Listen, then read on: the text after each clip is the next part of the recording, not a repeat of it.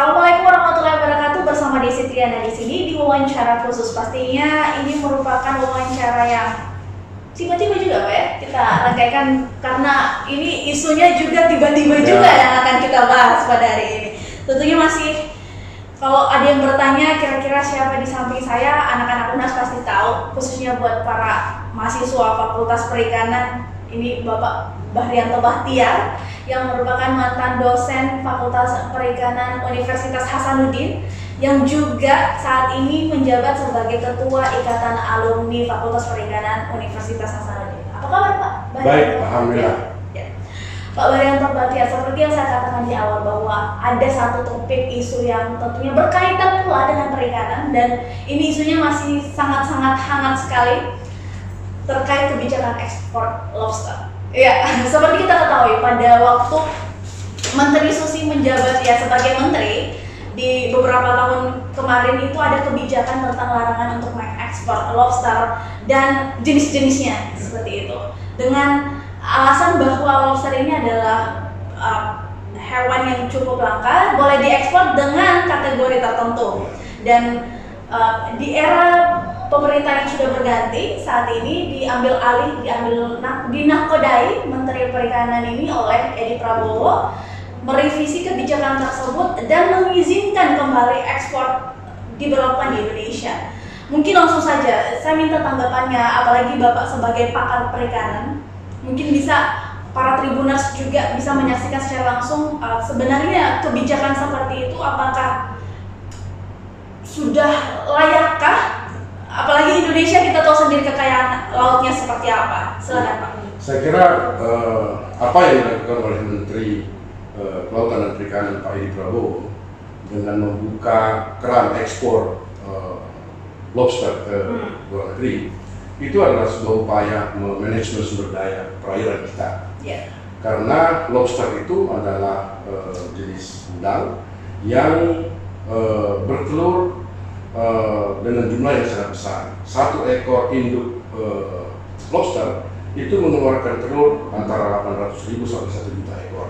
Kita bayangkan kalau misalnya ada 1 juta ekor di laut Indonesia ini, maka kurang lebih sekitar 1 miliar ekor, 1 triliun ekor. Itu dalam masa berapa waktu? Itu dia bertahan untuk masa benur pertama itu kurang lebih sekitar 3 bulan. Jadi cuma ada 3 step udang ini, benur lobster ini. Pertama larva, ini yang diekspor selama umur dia 3 bulan. Kemudian dia masuk menjadi baby lobster. Baby lobster ini sampai ke lobster dewasa, ini kurang lebih 8 bulan. Dan pada saat dia masa larva ini, dia mortalitasnya sampai 80%, tinggal 20%. Dia dibawa oleh air, kemudian dimakan oleh ikan-ikan dan seterusnya. Walaupun dalam bentuk planktonik ya dari organisme yang mengapung di air, dan itu bukan satu-satunya planktonik, banyak planktonik, ada jutaan jenis plankton yang ada di laut yang dimakan oleh ikan-ikan. Nah selama ini itu tidak ada manfaatnya untuk kita di Indonesia. Nah, sementara ada larangan melakukan ekspor, tetapi di sisi lain ekspor ilegal itu berlangsung dalam jumlah yang besar. Jadi ini tidak terkendali. Nah Menteri membuka ruang itu dalam rangka mengendalikan, sehingga siapa yang mengekspor, berapa jumlah yang diekspor, dan seterusnya itu terdata dengan baik, terkendali, kemudian bisa diaturkan untuk bisa melakukan restocking misalnya, bisa disiapkan untuk melakukan budidaya, dan bisa meningkatkan pendapatan masyarakat kita, nelayan kita. Ini kan polemik yang terjadi, banyak yang bertanya-tanya. Diizinkan ekspor itu berarti membuka ruang seluas-luasnya pembudidayaan itu terjadi dan mengekspor dengan semakin besar lagi peluang untuk orang mengekspor dan membawa lobster dari Indonesia ke luar negeri. Kalau melihat dari pandangan Bapak sendiri, ini kan seperti ada ketakutan mungkin dari masyarakat bahwa lobster Indonesia akan habis. Saya kira itu pandangan yang salah, justru karena pemerintah mengendalikan. Tentu saja membuka keran ekspor itu ada syarat-syaratnya untuk menjadi eksportir. Selain perusahaan-perusahaan yang memang sudah punya pengalaman, sudah punya kapasitas, dan bisnis ini adalah bisnis yang berisiko tinggi, karena namanya kita bawa makhluk hidup. Anda bayangkan itu yang sifatnya planktonik di air, kemudian ditangkap, kemudian dipelihara, kemudian diekspor, itu resikonya untuk mati sangat besar. Sehingga diperlukan perusahaan-perusahaan yang memang benefit di situ dan bisa mengurusi itu dan mempunyai kapasitas untuk melakukan ekspor. Nah, selama dibuka keran ekspor, itu pemerintah bisa setiap saat bisa membuat kuota. Misalnya sekian yang harus diekspor dan segala macam. Jadi kalau ada asumsi dari luar bahwa dia akan serta-merta membawa semua semakin gila dan segala macam, itu justru tidak. Justru membuka keran ekspor justru melakukan pembatasan, justru melakukan pengendalian. Berarti ada kontrol gitu? Ya, ada kontrol, karena izin dari kementerian. Kalau ditutup izinnya dia nggak bisa ekspor. Berapa yang diekspor jelas. Daripada yang selama ini yang ilegal, kita tidak bisa tahu berapa jumlahnya, berapa besarnya, kemana saja diekspor, siapa yang mengekspor, tidak jelas.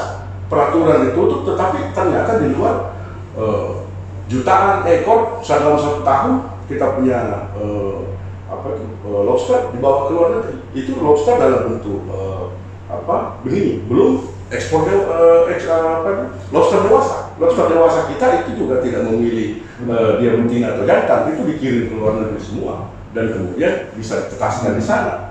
Oke, tapi pertanyaan saya adalah, apakah nanti suatu saat, mungkin ini di luar dari peraturan ini ya, apakah suatu saat nanti akan terjadi kelangkaan lobster ini? Saya kira tidak, karena jumlah yang secara alami hanya sekitar 1-2% yang memang menjadi lobster dewasa. Mungkin itu disebabkan karena faktor apa? Apakah karena faktor alam Itu Indonesia? faktor alam, memang sudah alaminya begitu. Ya. Alaminya sudah seperti itu, naturalnya seperti itu. Anda bisa nonton di geografik geografik itu ada tentang kehidupan lobster dan segala macam, ya seperti itu. Nah, kalau misalnya ini ada upaya untuk menangkap kemudian menjual, maka lobster itu termanfaatkan. Kalau tidak ada upaya untuk itu, maka dia akan habis di alam saja. Kalau untuk populasi lobster sendiri, pernah tidak Indonesia mengalami kelangkaan? Sampai hari ini belum, dan sementara dilakukan upaya untuk menghitung stok. Jadi ini Anda bayangkan laut seluas ini, sedalam ini, untuk menduga berapa banyak itu memerlukan teknologi dan cara-cara ilmiah yang memang biasa dilakukan di perikanan. Kita di perikanan ada namanya pendugaan stok. Misalnya kita menduga berapa jumlah ikan tuna yang ada di Indonesia, itu bisa dilakukan dengan melakukan sampling, dengan menghitung jumlah tangkapan dan segala macam, itu bisa dihitung stoknya. Nah, ini sekarang perguruan tinggi seperti Unhas, Institut Pertanian Bogor melalui peneliti-penelitinya sedang melakukan penghitungan stok.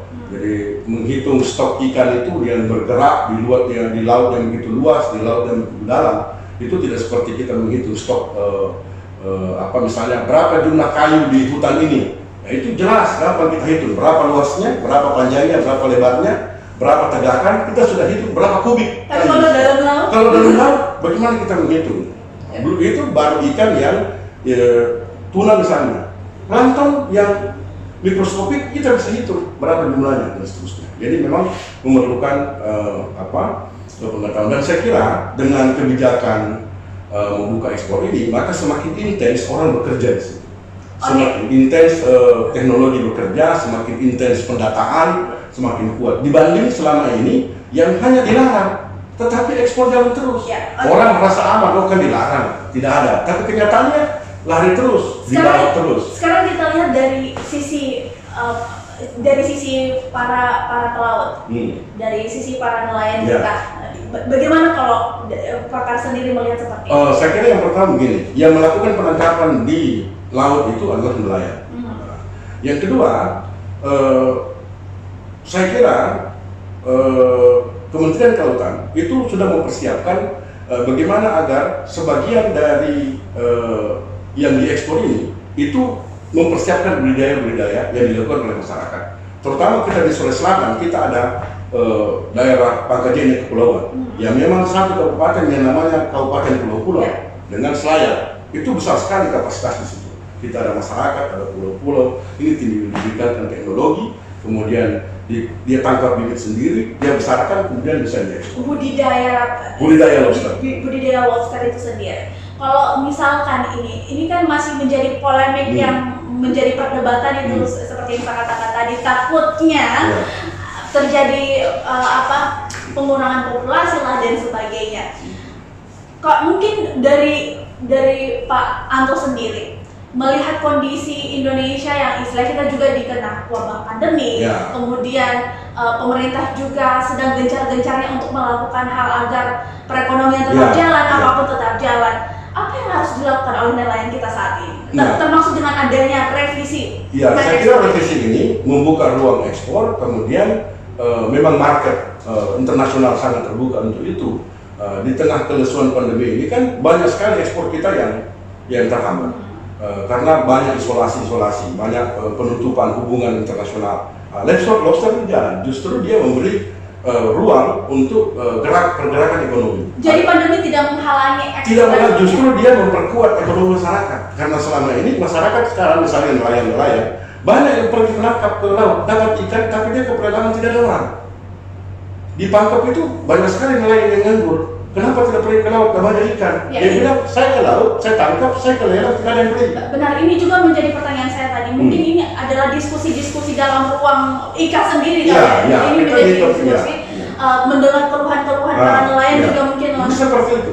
Ya, memang nelayan-nelayan sekarang di Pangkep itu misalnya, taruhlah seperti di Pulau Papandangan itu, di dekatnya di Pulau Papandangan itu ada sekitar 40-50 unit alat tangkap yang namanya pursein. Ini pursein kalau dia menangkap, itu dia pakai jala besar, itu dia bisa nangkap sampai 10-15 ton ikan satu kali angkat. Nah sekarang dia tidak bisa. Kenapa? Dia bisa dapat ikan, tapi begitu dia dapat ikan, nggak ada yang beli, busuk, hancur. Nah, dengan adanya upaya seperti ini, ada harga, ada yang mau beli, maka bergerak ini ekonomi. Justru ini sangat membantu perekonomian Indonesia. Kita bayangkan selama pandemi ini, hampir semua ekspor kita tertutup. Tidak bisa kita mengekspor. Banyak sekali hal, termasuk kayu, termasuk produk-produk mebel dan segala macam yang selama ini diekspor ke Cina, diekspor ke Eropa, itu tidak bergerak. Jadi kolaps. Bank aja sudah setengah mati, BCA saja sudah kalau sekarang banyak yang tidak terbayar. Saya tegaskan lagi, berarti dengan adanya peraturan baru yang telah direvisi oleh Menteri kita Edi Prabowo ini membuka peluang sebesar-besarnya untuk nelayan kita, bukan hanya perusahaan-perusahaan ekspor saja, tapi nelayan kita juga bisa berkontribusi. Saya kira nelayan kita, kemudian eksportir kita, eksportir itu adalah pengusaha. Pengusaha ini adalah salah satu stakeholder penting dalam sebuah negara. Pengusaha itu harus kuat, harus besar. Di Eropa sana, di Jepang, itu lapisan menengah yang melakukan usaha-usaha seperti misalnya di Korea yang membuat handphone, yang membuat televisi dan segala macam, itu pengusaha. Pengusaha ini harus dikuatkan, harus dibesarkan, jangan dicurigai begitu. Jadi harus dibuat profesional, dibuatkan ruang, dan kemudian juga ini memberi ruang untuk melakukan manajemen sumber daya. Jadi di dalam ilmu perikanan ada namanya manajemen sumber daya perikanan. Manajemen sumber daya perikanan itu adalah bagaimana kita memanfaatkan hasil perikanan sehingga dia bermanfaat secara ekonomi, dia bermanfaat secara sosial, dan dia berkelanjutan secara sumber daya alam. Kalau sejauh ini ada tidak mungkin nelayan yang curhat kepada Bapak Anto sendiri? Kita sering jaringan-jaringan saya, alumni-alumni perikanan itu ada semua di semua lapisan. Terkait peraturan yang baru ini, bagaimana respon mereka? Respon mereka sangat positif. Respon mereka terhadap nelayan, justru mereka sekarang lagi turun ke lapangan bicara dengan nelayan bagaimana caranya mereka bisa menangkap lobster, kemudian menghubungkan dengan usaha, kemudian membuka ruang-ruang untuk melakukan budidaya. Jadi ilmu ini termanfaatkan karena gerakan ekonomi yang bergerak. Itulah saling berkontribusi. Saling berkontribusi, harus ada pemicu ekonominya. Ini perbincangan yang sangat menarik juga, mudah-mudahan Tribuners bisa tercerahkan istilahnya. Amin. Karena ini masih menjadi polemik gitu tadi, ketakutan bahwa kata-kata ekspor itu masih istilahnya mungkin masih tabu di masyarakat sekitar, dan membuat kita ketika negara mengekspor kekayaan alam kita akan habis dan lain-lain sebagainya. Ya mudah-mudahan dengan penjelasan dari Pak Baryanto sendiri ini bisa membuka mindset kita lagi terkait undang-undang yang baru ini yang harus telah direvisi ini ya. Terima kasih banyak juga. Terima kasih banyak ya. Sehat-sehat selalu Pak. Ini kegiatannya apa lagi Pak? IKA Perikanan ini akan melakukan banyak sekali seminar-seminar, termasuk juga melakukan penguatan-penguatan pada kelompok-kelompok tani. Kami juga ada koperasi alumni perikanan yang bekerja untuk memperkuat ekonomi petani dan nelayan, dan juga melakukan penanganan pasca panen dan melakukan penjualan ikan secara online. Nah ini nih alumni yang berguna untuk bangsa dan negara. Sekali lagi terima kasih banyak buat kalian yang menyaksikan tayangan ini. Jangan lupa like, share, komen, dan subscribe juga channel dari Tribun Timur Video. Saya Desi Triana pamit undur diri dan narasumber saya Bahrian Dorothea. Sampai jumpa. Amin.